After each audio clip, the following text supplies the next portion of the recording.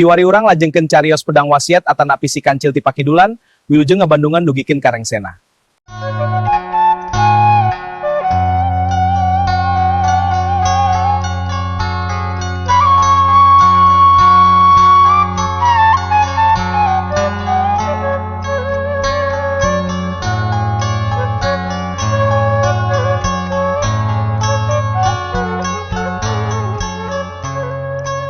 Assalamualaikum warahmatullahi wabarakatuh.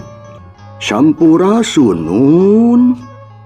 Wargi-wargi Mang Dedi baraya-baraya ki Sunda di mana be ayana. Alhamdulillah ayeuna baris di Bandungan ku para kaum dangu bagian anu ka-54 na. Dina lajenganana carita si Kancil ti Pakidulan karangan Ki Leksa. Sakumaha nu kantos dipaju dina bagian anu ka-53 pedaran Mang Dedi kabegatuan ci dina mangsa medarkeun kaayaan di Pulau Kosong khususna atuh di bumina Pendeta Pandita Wisesa harita nuju di payunan nyatana kujang topan kali si Kancil malah harita kersana Pandita Wisesa teh nuju masihan atikan-atikan ngenaan hiji barang nu katelah pedang si Gagak Nunggal teh kecenalonya. Kumaha atuh para pamiarsa lajenganana ieu caritanya langkung pos nama mangah urang sami-sami Bandungan ku sadayana. Kaayaan alam ti beurang dina unggal ning ieu carita.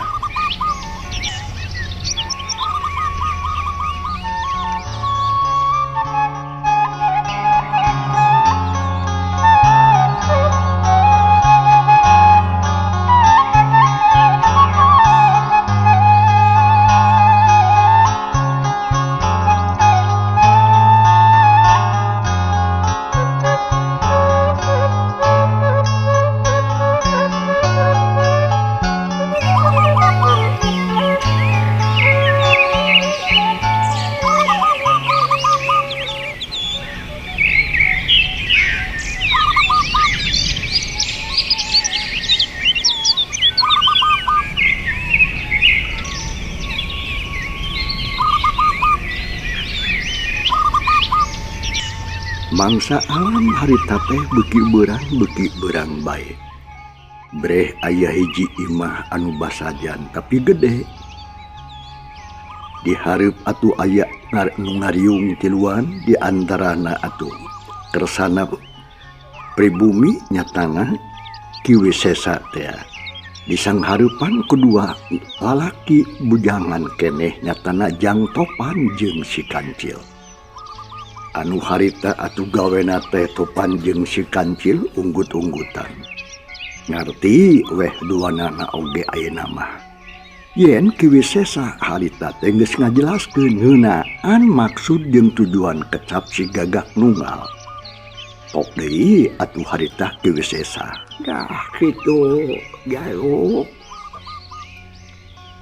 Anu katiluna rek dipeseku akri jiku eyang dina ieu mangsa ngeunaan si Gagak. Ari si Gagak teh ning naon coba? Duh manuk aki manuki. Si Gagak teh sarua jeung manuk ari manuk teh kabisana hiber jeung disada. Hibar haratina kudu ngagunakeun akal. Disada haratina mere tangara atawa ciri atawa beja. Tah. Dina ngabejaankeun hiji beja atawa nepikeun hiji bewara poma. Kudu dipikir heula cu make akal nu sehat. Supaya naon? Supaya ulah salah ulah salah ngabejakeun haratina. Laku lampah kudu hade, kudu surup jeung tekad katut ucapna. Laras pisan eyang. Nya ditumu kuno kaopatna. nyaeta nunga ari nunga teh nan hiji-hijina alias eueuh baturnya harti nu munggaran kudu nyaho ka Yang Maha Tunggal harti kadua nu tilu kasebut tadi kudu ngahiji nyatana eusining hate kadali nisan jeung laku lampah tah eta kabeh teh kudu ngahiji kudu sajalan lupi maksudna eyang maksudna kumaha kieu kasep hartina teh ucap tekad jeung lampah kudu sarua kudu sauyunan kudu satujuan ulah pasalia naon sababna sabab ari ucap teh kedalin rasa ucap teh kedalin rasa ari lampah teh wujuding lisan jadi anu tilu eta teh teu bisa aing-aingan jadi singkatnya mah kudu ngahiji babarengan mun aya kajadian nu pasalia eta teh lain jera bener sebutna sababna sabab mun tekad beda jeung lisan eta naon si kasebutna kasep upami telepatna eta teh bohong eyang sami abdi ge bohong nu kitu teh tah eta bohong kasebutna lamun ucap beda ya sabab lamun dititipan moal tak moal nepi tah nu kitu munafik ngaranna teh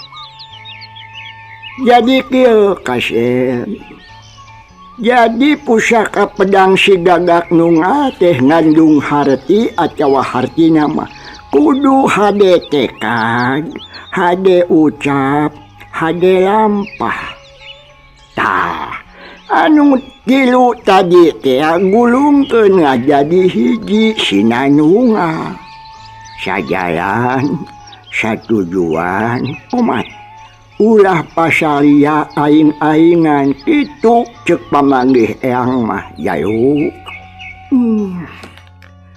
laras kitu pisan eyang ceuk si Kancil bari jeung colohok pok yang topan harita kartos atuh rek kitu mah eyang salaras nama mamah guru oge parantos masihan piwejang kitu teh nanging kumaha atuh ngarap-larapkeunana abdi mah asa bingung keneh eyang ceuk jang topan meni madep yang hareup ka ingkang eyang Wisesa ngadangu kitu pok atuh herda pandita Wisesa ngawaler bari jeung neuteub ka jang topan nasib deung kieu jalu kaduanya ilmu mah nyanya geus pada boga sabab kieu cu boro-boro hidep nu geus 12 taun umurna budak leutik oge atuh kadang-kala geus ari ngadenge mah ngan ari ngamalkeunana mah teuing ku hese boro-boro ning hidup anu ngarora kene dalah eyang desanya macan bisa eta teh tah kulantaran kitu hayu urang babarengan urang eungkeut ngomean diri masing-masing nu geus kanyahoan mah urang tuluy bebener bepeurieun atuh nu can kanyahoan sok asa bener we hidup teh laras pisan eyang laras pisan eta teh de abdi oge ari ngaji mah ti leutik kitu pisan papatah di guru-guru abdi teh nangingna atuh ari ngamalkeunana bet hese pisan tah kedah kumaha carana eyang teteh ceuk Yang Kancil manehna ge ngarumasakeun maneh kieu kasep caranya mah iwati kudu sadah tumarima kana kadar ti pangeran sarta kudu ikhlas mi Gusti ka Gusti Allah kudu ikhlas ibadah ka Allah kudu yakin yen diri teh bodoh caya kanyaho sabab naon sabab usik malik angin ku pangaresa Allah. Mun urang geus bisa kitu mah insyaallah moal loba teuing salah na hirup teh. Yang bara loba alusna atuh sarua-sarua sugan. Ngadenge kitu si Kancil jeung Jang Topan pating harulang. Masing-masing jadi mikir dirina. Ngabanding-banding jeung kersana Eyang Wisesa nu geus pada ngalandih. Pada nyebut pandita. Pangkat pandita sasauranana kitu atuh komo pantar si Kancil jeung Jang Topan naon pangabisana. Lila kulila si Kancil sadar dirina loba keneh dosa jeung salah. Nyatana atuh kasalahan boh ka Allah boh ka papadaning manusia. Hatena ngaleketei leuleus beuki asa pangbodona we jadi jelema teh. Sedengkeun atuh Eyang Wisesa beuki serah beuki ajrih. Eyang upami kitu mah beuki karaos ku abdi teh sareng beuki eces we tur jentre. Yen abdi teh jami anu pangbodona tah kumargi kitu mugi we keur saluntur nyamanah Eyang. Weninggali kersa nurunkeun ilmu panamu jampe mamake ka abdi etang-etang mamparin obor kanggo nyaangan pijalaneun hirup. Tah kitu Eyang. Nasib jalu. Soal bodoh jeung pintar mah sarua bae. Naon pangna sarua da urang mah sarua papada jelema. Papada manusia taya nu unggah, taya nu unggul, taya nu leuwih. Nyaso teh Eyang atuh bisa mamatahan pedang Eyang mah leuwih ti heula nyaho. Bongan umur Eyang lebih kolot batan hidup duaan. Jadi lamun teh mah hidup hayang jadi murid Eyang bau teh teuing jaluh. Ku Eyang ge moal disaha-saha. Ngan titip we sarua dina sagala hal teh ulah gumantung ka guru tapi kudu yakin kana kakawasaan Allah. Sabab naon sabab guru mah ngan ukur nuduhkeun. Ngan saukur mere jalan jeung kuncina. Cenah eta soal ngulik ilmu mah eta mah hiji kewajiban sewang-sewangan praksiar sing loba. Ari Eyang insyaallah rek nuduhkeun supaya hidup jadi weruh kana naon rupa ducan kaguar. Ngan omat we kasep ulah ngulik ilmu tanpa guru sabab bisi nyasab jeung moal weruh mun tanpa guru mah kitu ceuk kersana Eyang Wisesa toleh apik dina sasauranana. Kok Jang Topan harita.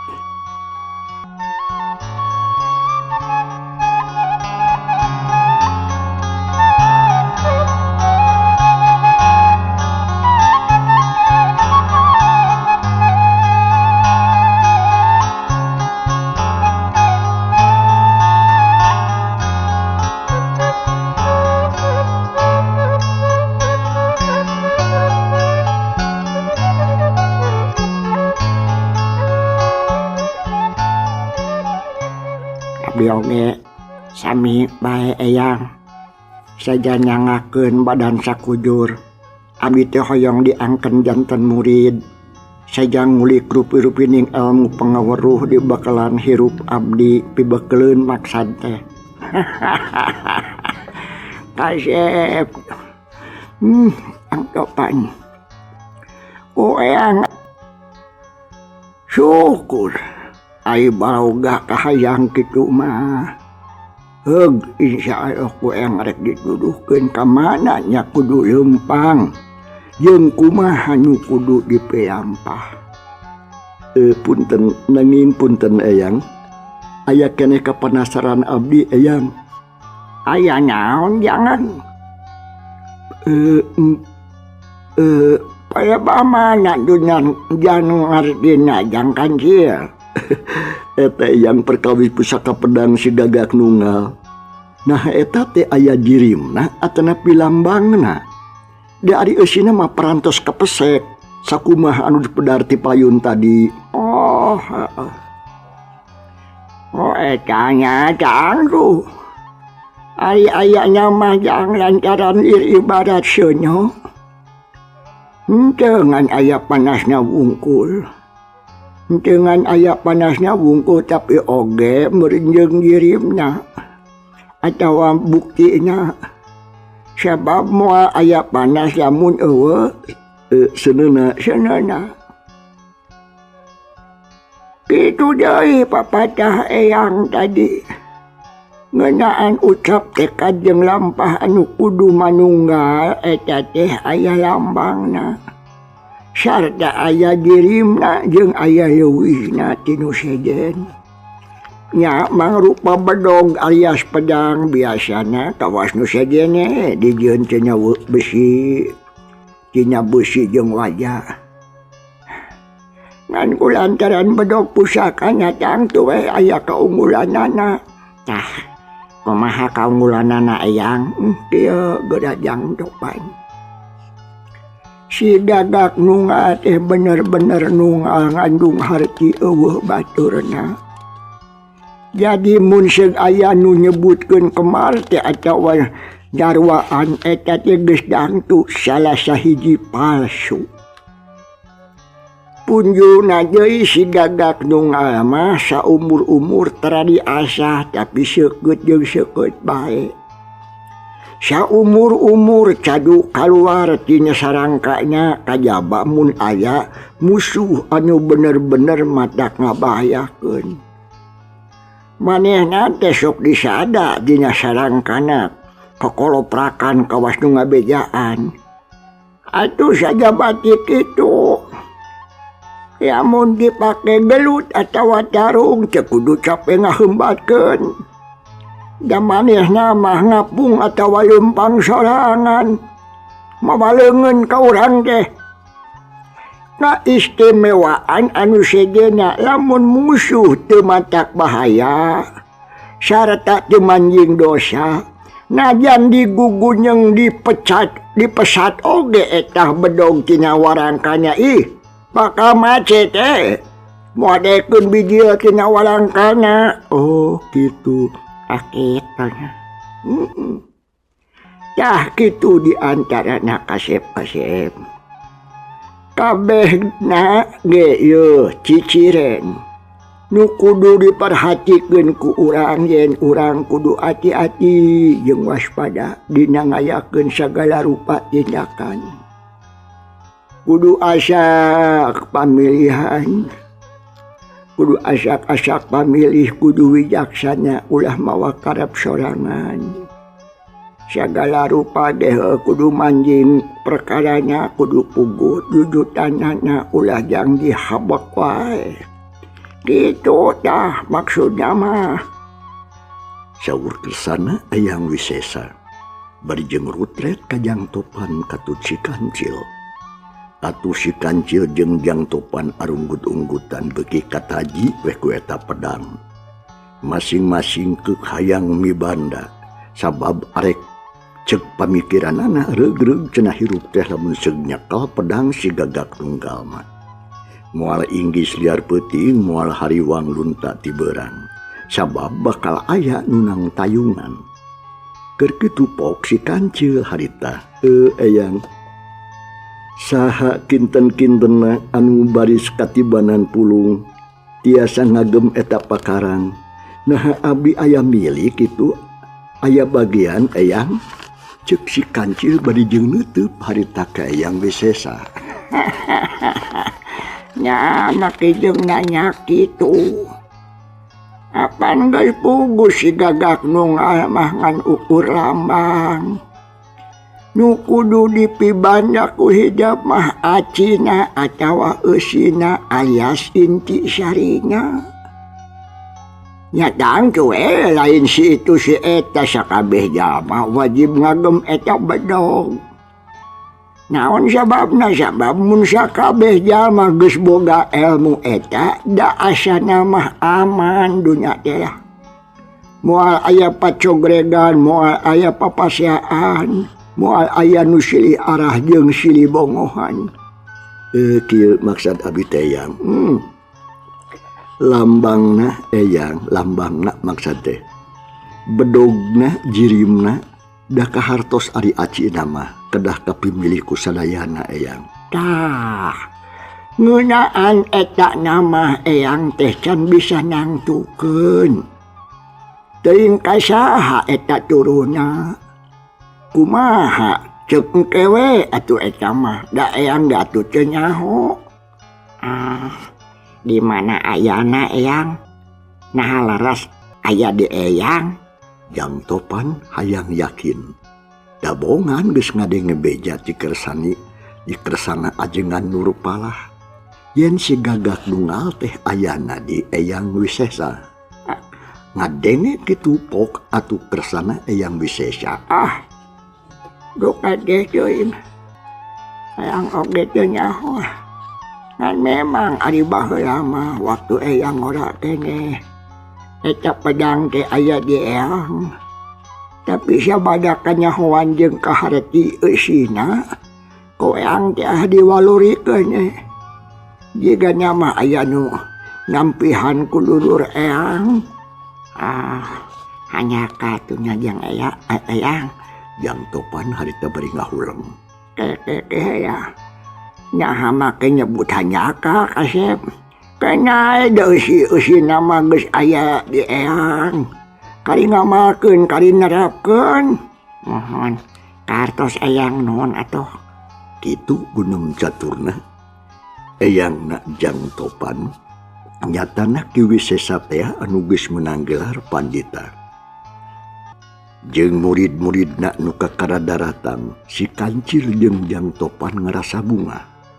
Asana teh nyaan we ieu mah guru nu pinunjul moal aya di nu ngaluhuran pikeun jaman harita mah. Satuluyna Jang Topan jeung si Kancil silih tukeran pangalaman. Nu tetela pelebah dieu mah si Kancil leuwih unggul.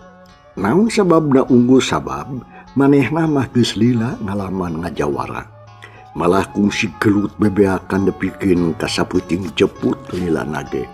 Ngayonan ki arah salah teh. Ari Jang Topan can pati loba pangalamanana. Kahiji umurna ngora kene. Kaduana guguruna oge encan cacap atuh elmuna ge handap kene. Ngan ari kasang tukang nama sarua bae. Pada boga kanyeri jeung kapeurih. Alatan naon? Alatan kolot-kolotna aya nu mergasa atawa aya nu ngabinasa.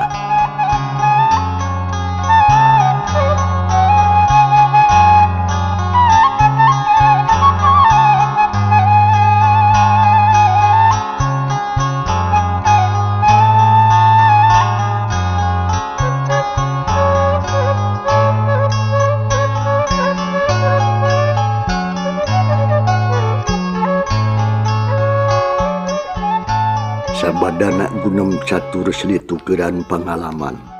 Timbul hiji pananya si Kancil.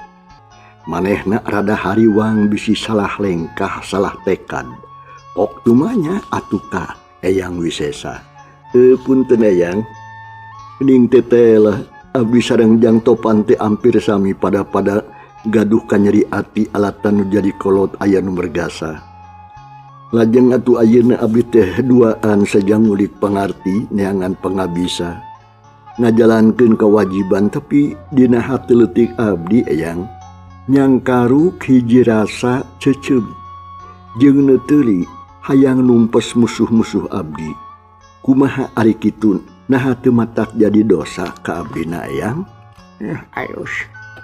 Kumaha Eyang? Ayus.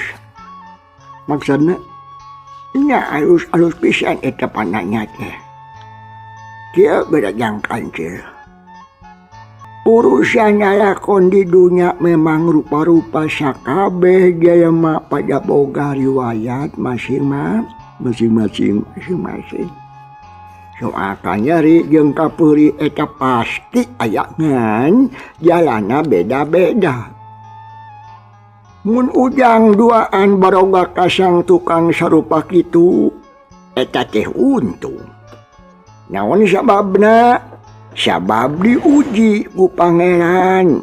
Sarua diunggulkeun samangsa-mangsa hiji manut sarek undah darajatna tah.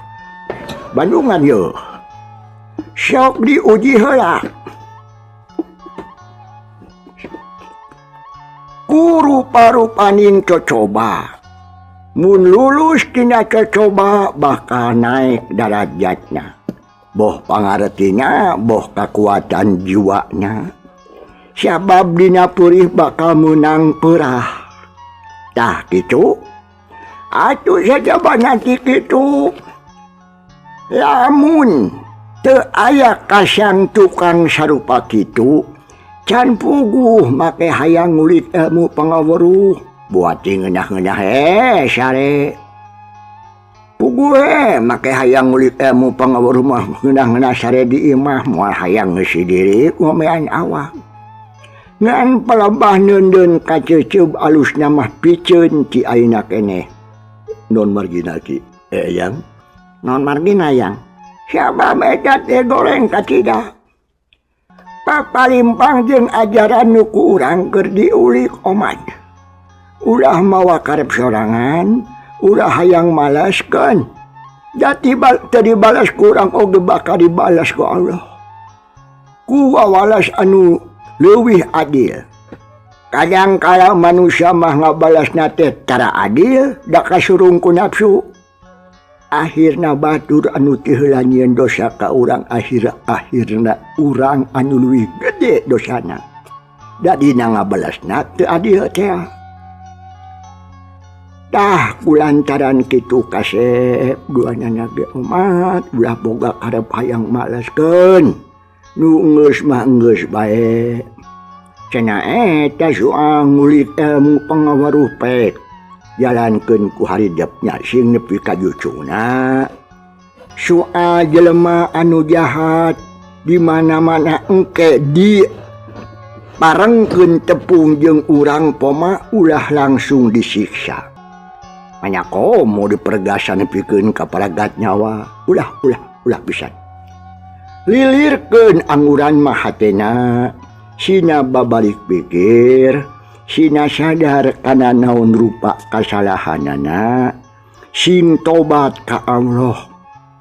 Eta diri hidup sorangan. Kitu amanat eyang. Cag para pamirsa, ieu carita urang tunda heula. Kumaha atuh lajenganana insyaallah. Urang sami-sami Bandungan deui dina bagian anu ka-55. Tehilap mang diding hatukeun nuhun ujung kantun kasadayana. Wassalamualaikum warahmatullahi wabarakatuh.